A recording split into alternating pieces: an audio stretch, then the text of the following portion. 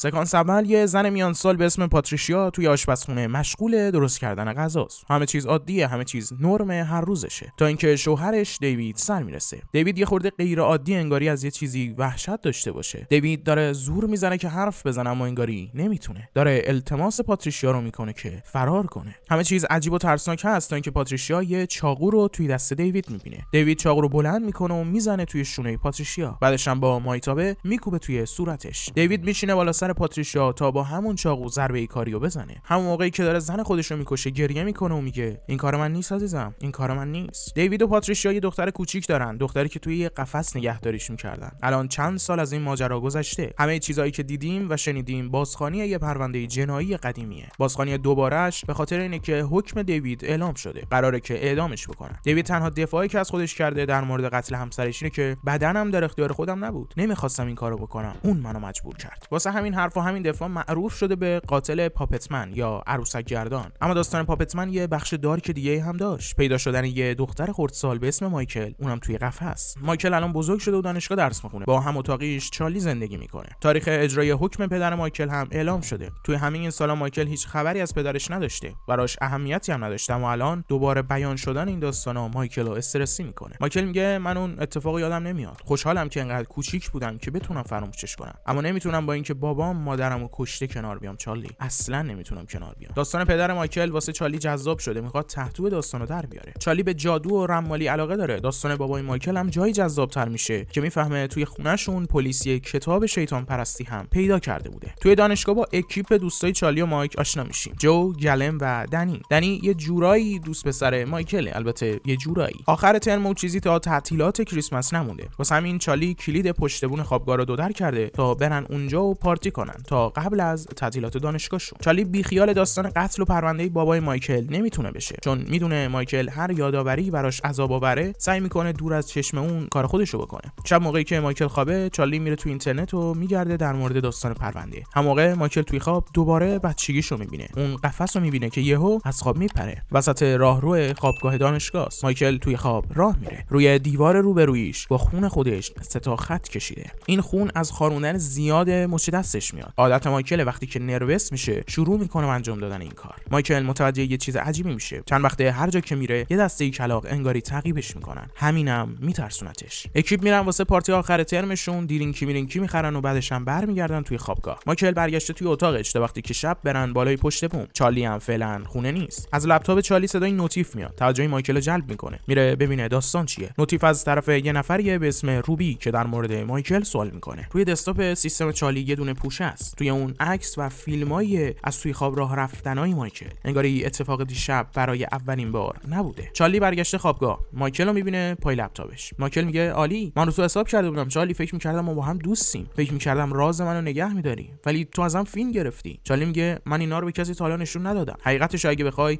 میترسیدم، از تکرار شدنش میترسیدم. الانم میخوام با هم حلش کنیم. میتونی روی من حساب کنی مایکل، شک نکن. این یه رازه بین من و تو. شب همه دور هم جمعن بالای پشت بون. گلن وقتی کلش داغ میشه بدون اینکه بدونه در مورد پدر مایکل و توی خواب راه رفتناش حرف میزنه. کی بهش گفته؟ دقیقاً چارلی. مایکل به هم میرزه. دوست صمیمی که فکر می‌کرد میتونه روش حساب باز کنه، کل نقطه ضعفاشو گذاشته در طبقه اخلاص. مایکل عصبانی میخواد برگرده پایین که یهویی چارلی انگار فریز میشه. چارلی سعی میکنه حرکت کنه، حرف بزنه، اما انگاری نمیتونه. دقیقاً همون جوری که بابای مایکل مادرش کش. چارلی شروع میکنه به عقب راه رفتن. میره سمت لبه پشت بوم و خودشو پرت میکنه پایین. چارلی کشته میشه یا خودشو میکشه. پلیس اومده تا بفهمه داستان از چه قراره، چه اتفاقی افتاده. مایکل میگه تقصیر من بود. آخرین لحظه چشماشو دیدم، وحشت کرده بود، از من میترسید. اونی که کشتتش منم. ولی منطقی به نظر نمیره حرفای مایکل. مایکل از خوابگاه میزنه بیرون تا یکم راه بره. توی مسیر متوجه میشه انگار همون کلاغا مدام دارن تعقیبش میکنن. شب وقتی مایکل برگشته خوابگاه صدایی میشنوه. کلاغا خودشونو دارن میکوبن به پنجره اتاق مایکل. ما بقیه بچه‌ها تو شوک اتفاقی ان که افتاده. چیز نرمالی نیست. دنی سعی میکنه با مایکل تماس بگیره چون نزدیکترین دوست چارلی مایکل بوده، اما جواب نمیده. واسه همین دنی میره خوابگاه تا یه سری بهش بزنه. میره در میزنه اما مایکل جواب بهش نمیده. دنی هم همونجا کنار در میشینه تا اینکه خوابش میبره. نصف شب دنی از خواب میپره. میبینه در اتاق مایکل باز، اما خود مایکل اونجا نیست. کجا رفته؟ بالای پشت بوم. مایکل توی خواب راه رفته و الان لب پشت بوم میخواد خودشو پرت کنه پایین. دنی میدوه و میگیرتش و همون موقع مایکل هم از خواب میپره. مادر چارلی اومده تا وسایل دخترشو ببره و دوستاش هم دعوت کنه واسه مراسمش. گوشه چارلی که دست مادرش زنگ میخوره. یه زنی پشت خط به اسم روبی، میگه که با مایکل کار دارم. روبی مایکل رو دعوت میکنه خونش، میگه یه کار مهمی هست که باید با هم دیگه بهش رسیدگی کنیم. مایکل هم همراه دنی و جو و گلن میره سمت خونه روبی تا ببینه داستان از چه قراره. روبی اول به مایک میگه که عزیزم تو بشین توی اتاق نشیمن، بعد بهمون ملحق میشی. روبی میگه چارلی میومد پیش من، در مورد یه سری چیزا با هم صحبت میکردیم. چارلی میترسید. جو میپرسه که از چی؟ روبی هم جواب میده از مایکل. همون موقع مایکل توی اتاق نشیمن و از کتابخونه روبی یه کتابو پیدا میکنه. اسم کتاب فرقه دولوسه. روی جلد کتاب یه طرح سه خطیه، همون چیزی که مایکل توی خوابش میبینه و میکشتش. روبی مایکل رو دعوت میکنه توی اتاق. بهشون میگه عزیزانم، واسه اینکه واقعیت مرگ چارلی رو بفهمیم به کمک همتون نیازه. ما میخوایم اینجا روح مادر مایکل رو احضار کنیم. پاتریشیا میتونه اطلاعات مهمی رو بهمون بده و کمکمون کنه، هم در مورد مرگ خودش و هم راز مرگ چارلی. روبی میشینه و یه قلم دست میگیره تا وقتی که روح وارد کالبدش بشه و بعدش شروع بکنه به نوشتن. و همین اتفاق هم میفته. دست شروع میکنه به حرکت کردن و نوشتن روی کاغذ. مینویسه من چارلی رو کشتم. قابل فهم نیست یعنی چی.